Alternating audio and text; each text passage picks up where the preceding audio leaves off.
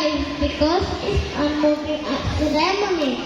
Words of gratitude are not enough to express our thanks to Almighty God and to the people who made this possible with us. To my teacher, Ma'am Lerma Simon, thank you for loving, caring, effort, patience, and perseverance to make us put this fun and fulfilling to our dear parents and guardians. You are the wind beneath our flying wings. Thank you for showering us with love and care. Kaluguran na. Kaluguran kami po. To my classmates and friends, thank you for the friendship we share together. The memories will be forever in my heart.